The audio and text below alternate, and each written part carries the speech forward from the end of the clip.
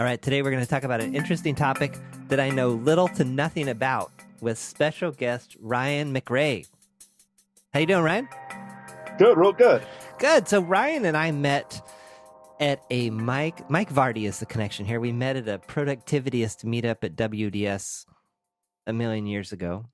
Million years ago. And then I met you, and then was off of WDS for a year or two and then came back.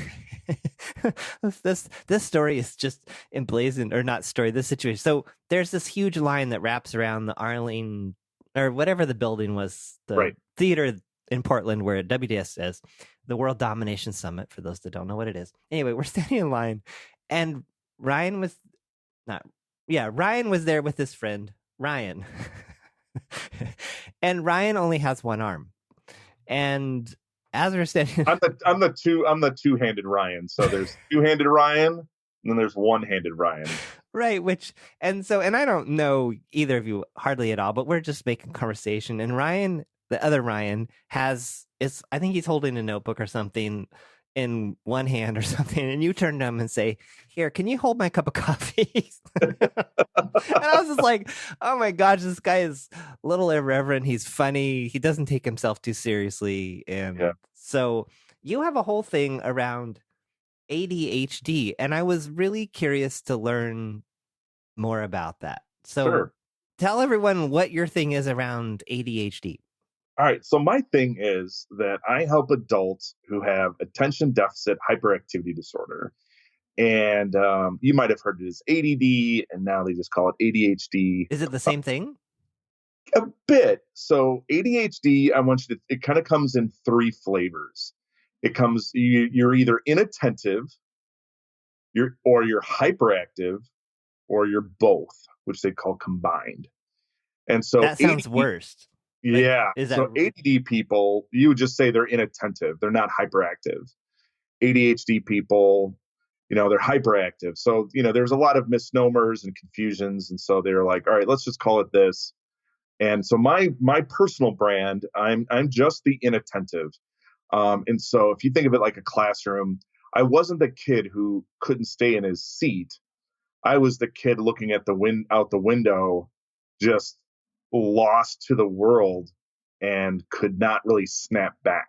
So, and so that's my thing. So I help adults who struggle with that. And so I kind of coach them. I produce, some books, some courses, just to help and kind of guide and coach them on just being more productive and successful, because it can be a struggle. It can be a pain that you watch other people just be able to easily do things, easily keep track mentally of a list. And we just don't have that ability sometimes. So how is it diagnosed? Or so in other words, I've worked with people that say either, I think I have this, I've been diagnosed with it, but I blow off the diagnosis, to, hey, I take medicine for it. And then it's also, there's kind of also this number that everyone says that they have it, when they're distracted or whatever. Yeah. So how do you untangle all that? I would say, so let's start with diagnosis. I would say that, you want to go to like a clinician, someone in psychiatry who kind of works with this all the time. We can all have those days where we're not paying attention. We're not on our game. We leave the coffee on the roof of our car and drive away. Like, we all have those moments. Yeah, and someone would say, "Oh, I'm so ADD. I left the coffee on the roof of my car." Yeah, well, it's kind of we ADHD people kind of chuckle at that, because we're like, yeah, not really. Like that's our norm. Like, that's our. I can tell you, we have hundreds of stories of just bungles we've done that have really impacted people, hurt people, threatened impacted our job in a negative way. And, so it can kind of, it's a rough thing, but in other ways, being ADHD has been such a brilliant thing in my life. It is something I treasure, that the ADHD people are the ones who, at a meeting, like, finally figure out the best strategy. They're the ones who just come in at the clutch. They're the ones you want in a crisis, who can, figure out how to save the day. Do you mind if I tell you a story about that? Absolutely. Yeah. No, I'm wondering why that is. So, well, it's because just think of it that our brains just go a little bit faster than everyone else. So we don't keep track of the lists because it's hard to write something down in our head when we feel like we're being chased. Like we're just operating a little bit faster. But one time I worked in Afghanistan for a year, and when you're in Afghanistan, I was a trainer. I wasn't military. I just was training military on some sciencey sort of things. And when you're there, when you have to go from base to base, you have to get on a list. So let's say I want to go to base. I lived in Bagram, and so I had to get to a base called Sharana, and it was a bit far away, about 3 hours.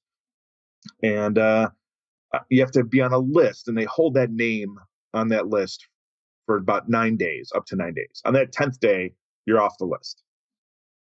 So I miscounted the days, of course. And so I go on the 10th day and I said, hey, I'm Ryan, and I'm here to report for a flight to Sharana. And they're like, you're not on the list. You're not. You're on the 10th day. You've been removed. And you can re-up and get back on the list, but you're at like the bottom of the barrel. Like you're the last, you're not going to make this first flight. And so I had to think. I had to get to this base, John, because there's soldiers waiting for me. The classroom's set up. These, arrangements have been made. And in Afghanistan, there's not really like room to flex. Like you can't really be like, hey guys, let's reschedule. How about tomorrow? Like they're just like, it's business on business on business. And so I looked at these ladies and I said, well, as it turns out, I happen to be on a different list. And they looked at me, they're like, what list are you talking about? I said, I'm on, the good looking list. And they're like, what? And I said, you don't want all the good looking people on the same plane in case something goes wrong. And so you gotta sparse us out. And so I'm on that list. If you check, you'll see I'm not number one, clearly, but I'm at least top 20. And so these ladies start laughing and they do the roll call for Sharana. And sure enough, John, they called my name. And I gave them a little wink and the old double gun, like pew, pew, pew. And I got on that list. And when I saw them again, I brought them some like home baked goodies that friends of mine had sent me. And that's a great question. Where does that come from? When you have ADHD, you're able to take disparative things and make them connect. We MacGyver situations constantly. And so that's interesting because I've always heard it as a disability. Sure. I hear you framing it as like, this is actually a really super cool thing to have. Yeah. I've always heard it as, oh, it's this deficiency. It's this thing that holds me back. It's this thing that's ruining my life. Sure. I do hear that. I coach a lot of adults who are in pain. And what we need to do is minimize the things that impede you. So I work with a client and I said, he goes, I just lose track of my time. I cannot, the weeks just seem to get away from me. And I looked at him and I said, how often do you use a calendar? And he kind of blinked and he says, I never use one. I go, why? He goes, it's just too much. It just seems like I'm putting myself in a box. I said, okay, that's great. I said, I understand putting down like when you're going to do payroll, when you're going to do phone calls for sales, when you're going to do that. I understand it's putting you into a box. But I want you to think of it as if we were going down the highway and there weren't any white lane markers, that would be a problem, right? Like I said, this just having a calendar keeps you in your lane. You can change the lanes all day, but we just need to set up these boundaries because what's happening is you're driving all over the place and you're getting nowhere actually. But how does that, if my understanding is you forget to do things, it seems like you're kind of doubly screwed. Yeah. If you're supposed to remember to look at your calendar, if you're supposed to use your calendar, but you don't remember to look at it, then now what? It's kind of like if you wear glasses, how do you find your glasses since you do not wear glasses? Like, yeah, I'm experiencing that. okay, so I would say it goes down to an external influence. I would call it like I have reminder. I live by the reminders in my phone. I live by my calendar because I know the minute that I stray away from it, I'm inviting chaos into my house. I'm inviting it in. Like, no, no, no, have your way. So, I have very strict. Think of it if I was a diabetic. I'm gonna take my insulin. Like it's not I'll put it off a day. Like, no, this is for my mental health that I have a calendar set up. I have reminders. I use, specific to-dos, you know, to-do apps. When I was getting through seminary, I had nearly every 15 minutes regulated. I would write down, I would take all the syllabi. I would put every due date in a calendar. Then I would set that. This is back in the days of Palm Pilots, John, like I love it. Palm Pilots with a stylus. And Oh if you yeah. lost the stylus, it's over. It's over, man. You're like, oh, I have to order another stylus and wait 2 days. Um, and and I wrote down every assignment, and then I just had a long list, and I had them sorted by date, and then I would just pick 4 assignments, move them to this week, pick one assignment, move it to today. I'd work on that assignment. Once I was done, I would move one assignment over today, move one off to this week, and I would just constantly get my stuff done. Because, John, are you a Star Trek fan? No, not in Have the you, least. have you ever seen it? Like, do you understand? I sat Like, through one movie many years okay, ago and was like, that's fine. "Oh, this is horrible." This is fine. All right. Well, I'll send you a list of a better experience. But you understand the concept. They're on a ship. That's Yes. pretty much all you have to know. Yeah. Well, that bridge where you've got like engineering and communications and navigation, like people without ADHD, that ship just runs, man. You've got a captain. He or she just picks what's going on today. Do. With ADHD, it's like we're not getting enough power to that bridge, and we have to reroute power a lot of the times to be like, oh, we got to figure this out. We got to figure this out. And once stuff's rerouted, we run just fine. We just have to make sure that we have, our decision making power, our relationships going on. Like we just make sure that those are running well. Otherwise, we can just get lost. So how did you figure this out? How did you get to this place where you were like, oh, I just need to have all these systems? And then Sure. I like the diabetic analogy. Like that made a lot of sense to me. It's like, oh, Yeah. I've got this severe situation that if I don't do this thing, I'm going to be a world of hurt. Right. So I was in college and I was a sign language interpreter for my school, and I worked at the disabilities office, and I was just like hemming and hawing about, how busy I was and how I was forgetting things, and, typical 18-year-old talk and 19-year-old talk. And this counselor was like, take this assessment for me. I'm like, what? Yeah, just take 15 minutes. I just want to see how this works. And it was an assessment. It was just, on a 1 to 5, you just kind of rated yourself. And midway through, I kind of laughed. I said, come on, like, what is this? And she goes, no, no, no, keep going. And I was just all 4s and 5s. Like, do you lose track of time easily? Are you consistently late for appointments? Would your friends consider you not dependable? Do you hyper focus and lose track of when you are doing something you enjoy? All this stuff. And I was This like, is yeah, a scale of 5. Scale of like 1 to 5. And I was like, 5, 5, 5, 5, 5, Oh 4, no. 5. And this is me being a typical 18, 19-year-old. I just thought it was like a joke. Like I was just like, oh, this is how everybody is. Like everybody lives like this. She's like, you have ADHD. And it was just coming out. So this is like 1992. And I go, come on. And she just like held up the piece of paper. She goes, go see this guy. It's covered under your college insurance. And I get set up, and he says, bring in all your report cards from 3rd and 4th grade. And luckily I was going home that weekend.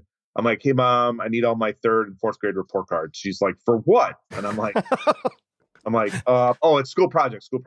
Any college students listening out there, you can hide anything under the topic of school project. Then they're like, hey, I need the keys to your car. Why? School project. Cool. Like they don't want to get in the way of your learning. So I bring all these things in, and we meet, and he lays them all out, and he just reads from them. Like, Ryan is very advanced when he wants to be.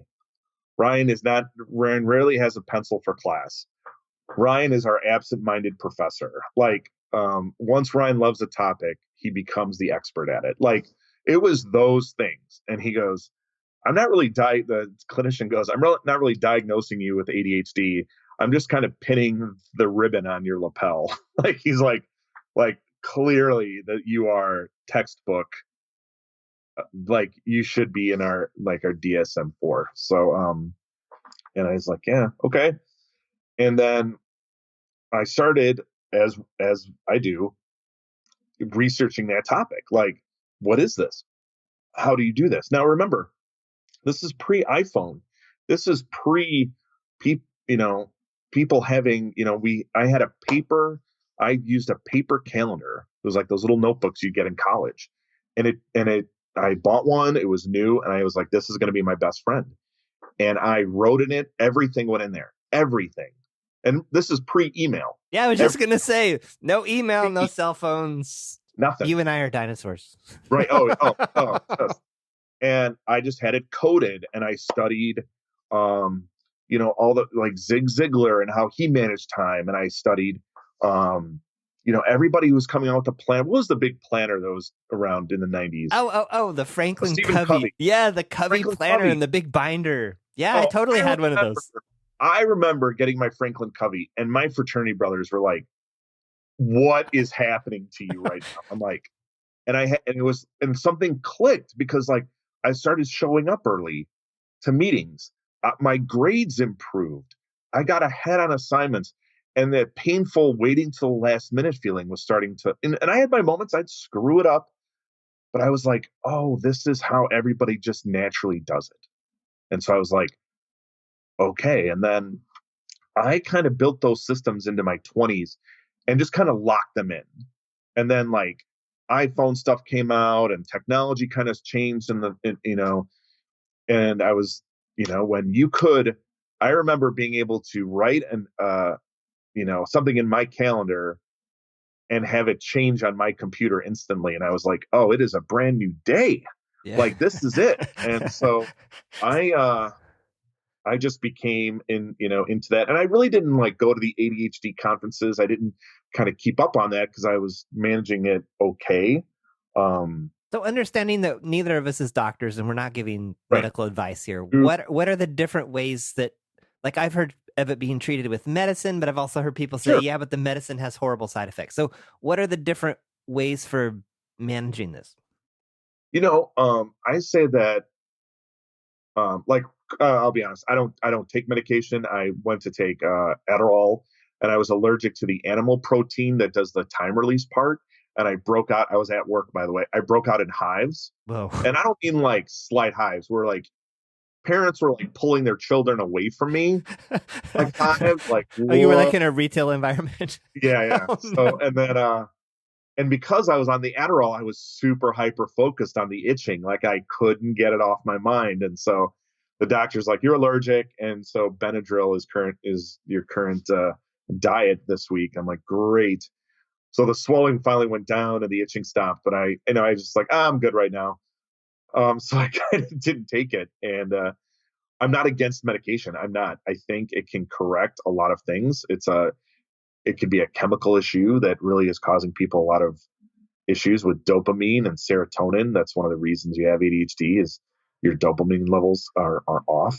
And so I have coached people who go on Adderall or some sort of medication, and it is super corrective. And they have that experience. It's like when you first wear glasses for the first time, or you first wear contacts, and you're like, oh my gosh, or you see those videos of people putting the colorblind corrective glasses on. They're like, is that what blue is? And you're like, that's blue. And, so I've seen that, and I've had people struggle with it, but I would say, be diagnosed by a clinician, someone who knows what they're talking about, and you're not their first ADHD person that they've had a conversation with. Have an open dialogue about medication and what it does, and then see if it works for you. Like, see if it is something that correct some of this, but I also, I think it could be something that kind of could shore up attention and um, maybe reduce some hyperactive components. But also, I tell people like it's not, try and then try like, hey, make sure, taking medication isn't going to fix your calendar. I literally say that phrase a billion times. Like, well, you're not going to suddenly be great at making a calendar by taking a pill. Like, it doesn't work that way. It's the work you have to do, after that. Does your employer know? Like, I guess what I'm kind of wondering is, well, my mind's going a few different directions. I'll start with one. In terms of it being like, is this something that a lot of people do have that's masked or easily hidden or just not known? Oh yeah, I would say a lot of people go undiagnosed, and a lot of people. And this sounds strange. Like if you put me in a cubicle and I had to do the same thing every day, I would die, John. I would die. Like when I start to feel bored, one of my ADHD like allergies, you'd say, is when I'm bored, I'm out. Like I can't function. It's just not, if it's not a challenge, it just really is debilitating. And I work for a tech company that everyone in your audience has heard of. I work in a retail job that most likely all of your listeners have been to. And it is the most chaotic, random job you could ask for. And you love it. I love it. I have to solve problems and think of creative ways all the time.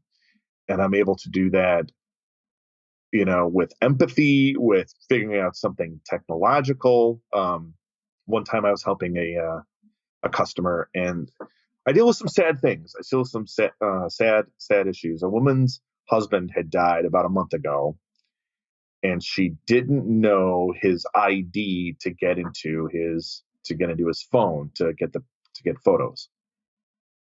And so it was asking for 2 security questions. Where did his parents meet? And she looked at me. She goes, I know it's Chicago. I know it. I've talked to them. It's Chicago. Okay. And what was his favorite city? She goes, it's not Chicago. I said, yeah, security question. It can't be both. It can't be the same answer. And so she's like, I have to get into the phone because they were having a service for him and she wanted all his pictures. Right. And so I'm like, and if we went to kind of the the sledgehammer way, it would take another month to get that. So I said, what did he do for a living? She goes, he sold insurance. Did he travel? She said, no. Well, where did you guys travel? She goes, we weren't really travelers. So I'm not sure. I've tried a couple like Bahama, I've tried some things, but it didn't work. And if I try it too often, it's going to lock me out. I said, yeah, it's going to lock you out. I said, did he work from home or an office? She goes, oh, worked from home. Like, he loved his dogs, the whole thing. He always wanted to work from home and he got to do that. I said, this is an awkward question. Is his office still up? Like, she goes, no, I haven't put anything away. I said, are there any posters? She says, yeah. And she looks at me. You're total MacGyver. And she types the word Paris into favorite city. And sure enough, that was the answer. Boom. And she tells my manager what happened. She tells the story. He's like, how do you do that? I said, look, man, I have ADHD. I can just randomly go through these rabbit holes and kind of figure it out. Now, sometimes I have left my coffee on the top of my roof, but we're able to just think faster and think in a different way that just unlocks it just to understand. Well, I think that would make you a great coach too. Yeah, I'm able to, I enjoy coaching. I'm able to kind of poke and prod as long as my coaching client is along for the ride. Like I'm like, and we were in alignment, like, hey, we're going to figure this out together. It's great fun. It's a lot of fun. You mentioned saying this to your employer. Does your employer know? Like, is this something that you sit down with your employer on day one and say, by the way, this is something I have, or how do you tell people to navigate that for yourself and for others? I'm still, I've been working there 4 years. I'm in my mid 40s. So, when you're in your mid 40s, the employer's like, all right, this is who I got. Like, I'm like, look, there's no surprises here. But, um, you know, but my enthusiasm, my ability to solve problems, my positivity, my way of like connecting with my customers and my clients. Um, my manager, understands that when I punch in for work, I occasionally forget.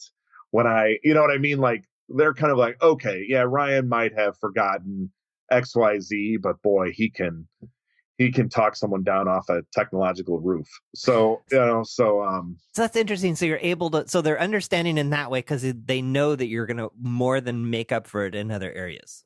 correct. Yeah, I mean, I was leaving work yesterday at 8:30 p.m. and they're like, "Hey, can you have a team building exercise for 9 of us at 9 a.m. on Thursday? Can you just come in at 8:30 and just figure one out for us?" And I was like, "Yeah, sure." And I was driving home and I'm like, "Oh, I already have three in my head." And I turned on, my Apple TV and just started watching something, and I just made the team builder, and I'm like, all right, I'm done, yay! Like they're like, because I can just generate that stuff. I will suffer though when if they're like, hey, we need it right now, and you don't get any preparation. It's kind of like the power has not been rerouted correctly, and I kind of freeze up. I just need a little bit of time, thought, and space. Um, if it's going to be like a big thing, like it's coming up with Paris, I can do that on the fly. But when it's like, hey, you have this big presentation right now, I'm like, no. So yeah. This ties into something that totally intrigued me with you. And it's kind of like always kept you on my radar. Your newsletter is totally hilarious. Like Oh yeah, thank you. every single every Ryan's newsletter is like one of those very unique newsletters that they're always funny. There's always something going on, and I always read them because there's just something unique about them. So, where does that come from? That's a great question. So I write, I do the blog, the ADHDnerd.com, and you can sign up for my newsletter there, as one does, and I just offer people some courses on like, do you need help with procrastination? Here's an email course. Do you need habit building? Here's an email course. People have different needs. I get that. And, but my newsletter, I went and studied.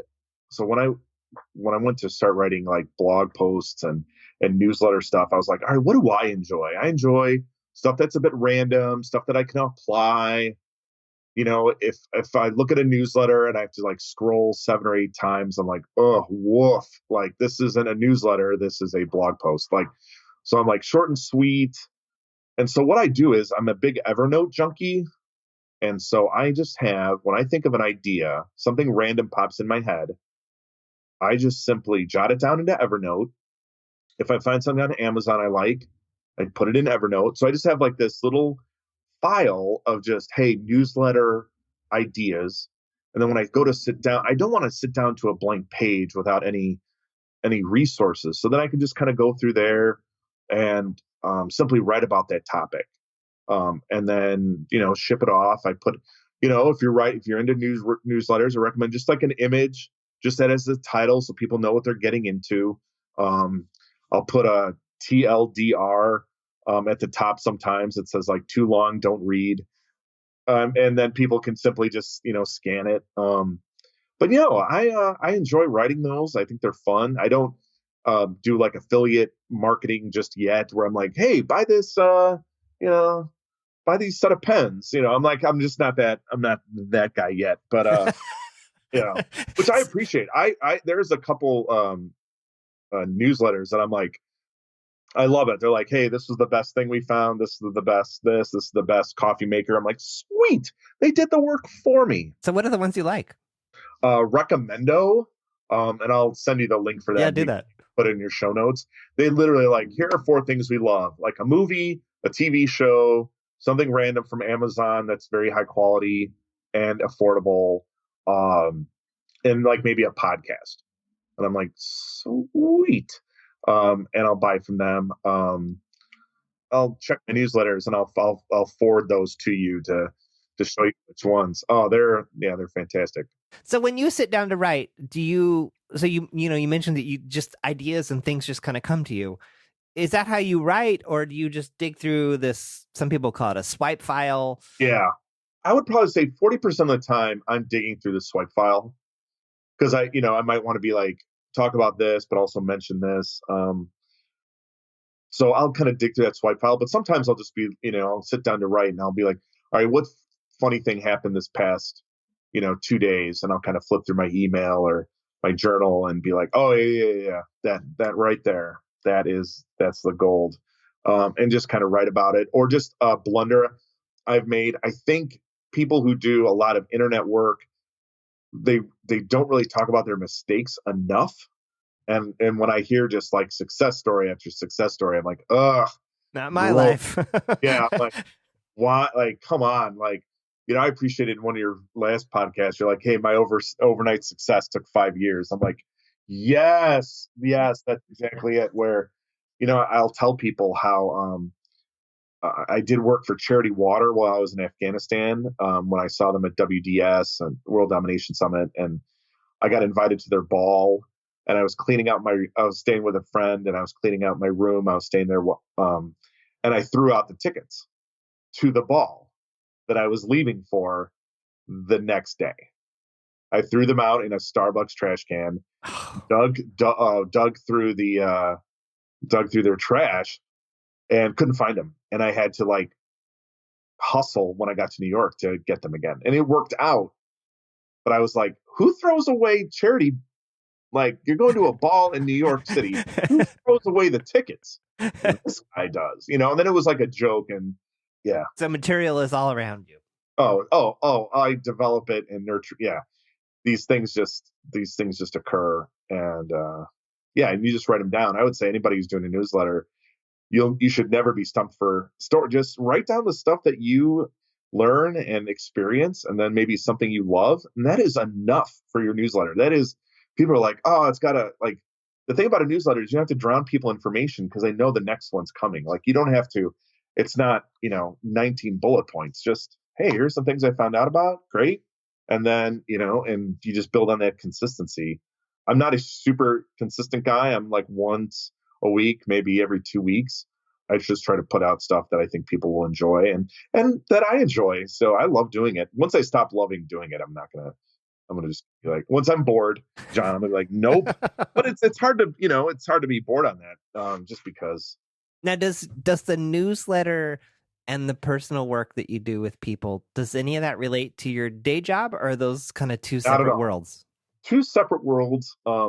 Now, someone at my technical job asked me about Evernote or Things 3, which I'm delving into and I'm really liking. Um, I'm actually writing a newsletter on that.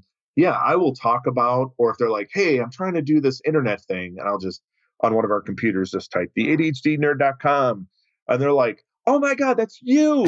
That's you. And then like people are like, and all my coworkers are like, oh my gosh, great, he's showing that again. Ugh. And I'm like, yeah, it's me. I'm like, how'd you make that? I'm like, wow. Do you have 2 years? Like, so like, yeah. So yeah, it's fun. But it also shows them like, hey, all right, this guy knows what he's talking about. Like, I call myself an expert in productivity. Like, I know what technology people can kind of help them be more productive and get stuff done. So what would you say is the most impactful or profound thing you've learned recently in that space, or any space? I would say for creatives, one of the things I value the most. So when I work with the clients, and the number one thing I want to get across to them is that they need to this isn't very, like, you wouldn't put this in an Instagram post. You need to capture information quickly and efficiently that comes into your head, because our brains are just terrible short-term placeholders. They're terrible. Oh, I'll remember that. Oh yeah, there's this imaginary file cabinet in our head. And then we go to pull that information out and it's just gone. It's just been, the whiteboard has been erased. Or it's super stale. I'll have some real inspiration around a podcast idea. And if I don't write it down or capture it in some way or start a mind map, maybe I don't even finish the mind map. But if I don't do anything with it and then I try to, it just does not work. Right. You've lost that. the emotional kind of currency behind that That's a idea. great way of saying it. I've never been able to figure out what that is, but that's exactly what it is. Yeah, you've lost that shine. That lightning bolt has struck, and it's kind of like whoops. So when we capture it, even if it's a voice memo, put it in Evernote, put it in whatever it is, make it one. I always say one bucket for all this capture. Just don't put it in 12 different places because your brain's gonna hate you for it. Put it in one. I carry a Fields notebook in my back pocket all the time and a pen. And people are like, why do you do that? You've got a phone. I said, I don't want to break out my phone because I think that creates a barrier between me and whoever's Yes. around. Yes. But no one has ever, ever, when I pull out a Fields notebook, pull it out and write something down, no one's ever like, oh my gosh, you're not paying attention to me. I'm like, and I just jot it down and I put it, and it goes right back in and I never have to charge it. And then I have lost a notebook before, John, and that dark days when that happened. And so my habit is like when I'm just kind of docile and not really doing much and I've got my notebook, I'll flip through it and anything I really love just goes into Evernote. And anything I, have used up or don't need, gets tossed. And so I always have like a blank notebook and because I just don't want to lose that information. Ooh. I love what you're saying about the voice memo. I have played with that because there's the thing I like about the voice memo is it can, well, if you can kind of talk unfiltered, it can capture the emotion and the like frustration or anger or joy or sadness or whatever. Right. Yeah. Your brain can immediately replay that. Like it hears it and it can just find that exact, memory to play back for you. But if we don't capture it, it's kind of lost. It's putting a file in a file cabinet that doesn't have a label. Like you can't find it now. I love it. You don't know what drawer it's in. You're like, ugh. And then when you come across it, you're like, oh, where were you 3 years ago? Like, so. If you were to leave a challenge with people to kind of wrap up, what would that challenge be beyond capturing things immediately? I would say this: if someone in your audience is really struggling with, hey, I've always felt I'm ADHD, but I never really did this. What I would really challenge them to do is just to give yourself some kindness and grace in that situation, because ADHD, when you have it, when you have shame and you have condemnation, that is the fuel for the dark side of ADHD, because then you don't get anything done. Shameful people are not productive. Shameful people are not creative. And it just becomes this terrible, terrible cycle. So I would just say, give yourself grace and kindness when it comes to this. You're allowed a do over. And I would find some people who can help you out with this. And what I'm hearing you say too is get to the bottom of it. In other words, go see someone and find out for real, like what's really going on here. Yes, have it diagnosed by a professional. Have someone help you out. There's plenty of material and people who are just have their hands outstretched, waiting to help. Now, you said something in passing a little bit ago that it's still in my mind. I'm going to bring it up now. Maybe it's a topic for another time. You said you were going to seminary. I did. What's that all about? What was that? I ask myself that every morning. What was that all about? I'm looking at, I got my degree in 2002, my Master of Divinity from Moody Bible Institute. I studied, I have a divinity degree. Yeah, remember when I said, like, if I get bored, I kind of flip out. So I was teaching and just the rote, hey, 9 to 10 is math, 10 to 11 is reading. I just was like, oh, I can't do this. I just was bored. And I really liked, the church, and I was really good at that stuff. And I was like, I'll just go to seminary. People were like, are you thinking this through? I'm like, no, not really, but sounds all right. So it wasn't like you were going to change professions per se. It was just something you were interested in doing it, and you did it. Oh yeah, I love it. I mean, just like, well, I'm gonna go from teaching to being a pastor, so I'll do that. And then, I'm chronically single, so I just couldn't find any work after I graduated, which much to the delight of my school loans. And so then I became a resident director. I worked with college students for 9 years. Did that for a while. That was random as well. I could, I was kind of like the guy who kind of broke up their parties and dealt with, crisis and did that. So it was random every day. So I loved But I it. can see you doing that in a very creative Oh, way. I was super creative. I did like geek weeks at my campus and all sorts of stuff. Yeah, it was fun. I got myself into some trouble though, at being ADHD. Do you have time for that last Yeah, story? let's tell that story and then tell people how they can find you. So one of my RAs comes up to me and says, "Hey Ryan, can I do a cigar program?" I'm like, "Wait, what?" At Moody Bible Institute? No. This is when I was a resident director. Oh no, this is when I was a resident director out in California in Monterey Bay. Okay. And oh yeah, that lasted. So I said, "Dave, you want to do a cigar program?" I go, "You have to sell this on me because this isn't really something I want to promote on campus." And he says, "Look, we're always yelling at the smokers about don't do this and don't stand here and all this, but we never like have any community for them. We're just always yelling at them." And I just feel bad for them. And I think it'd be a great time to have people come out and smoke cigars. It's not illegal. We can like have coffee out there and have it like be like this dignified event. And he sold me. I'm like, "Oh my gosh, you sold me." So I said, "Okay, yeah." I go, "I'm not paying for cigars though. Let me tell you straight up. I do not have a cigar budget." And he said, "I'll get them donated." I'm like, "You're going to get them donated?" He goes, "Ryan, I already have them donated." I'm like, "Oh my gosh." He's working you. Oh, he worked me hard. So the event's like Thursday at 4 p.m. Or no, the event's like at night, like 7 p.m., 8 p.m. Well, this guy, he had hung a flyer all year and he got all of his friends to make these huge cigars. And in the puff of smoke, it had like all the event details. You could not go anywhere on campus and not see them. So I am called into the dean's office. They're like, "Ryan, Andy wants to see you," the dean. I'm like, "Oh my gosh, our dean of housing." He goes, "What is with this cigar program?" And I deliver the exact same pitch that the REs gave me. And he goes, "You have one problem." And I'm like, "Only one? Sweet." Like, great. Like, is it packing my bags? Because I hope it's not. And he goes, "The American Lung Association is furious with you and their representatives on campus and wants to meet with you in 15 minutes. I'm like, he goes, "You have to sell them on a cigar night because if they're not for it, I'm shutting it down." He goes, "Because they just gave us a lot of money." I'm like, "Okay, great.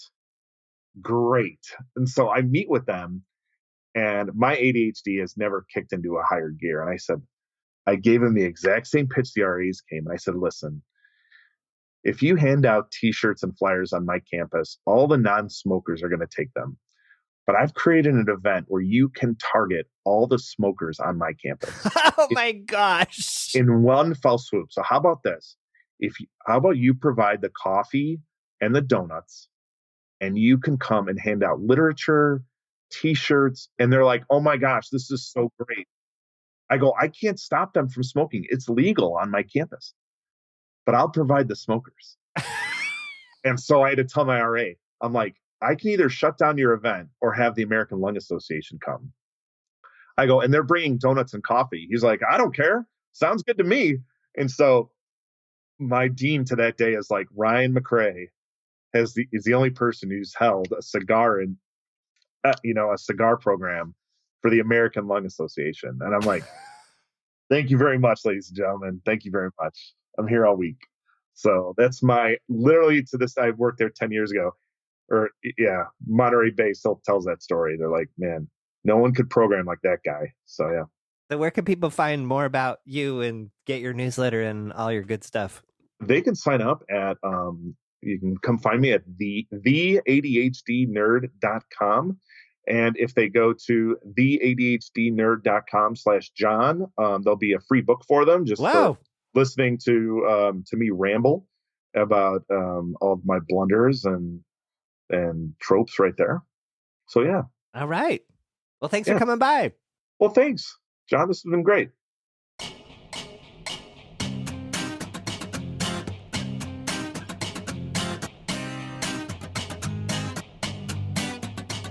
Thanks for listening to The John Polster Show.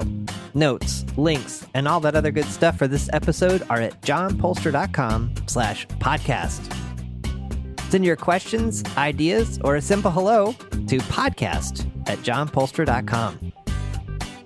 Want to stay up to date on new episodes and receive notifications of upcoming events? Register your email address at johnpolster.com/updates.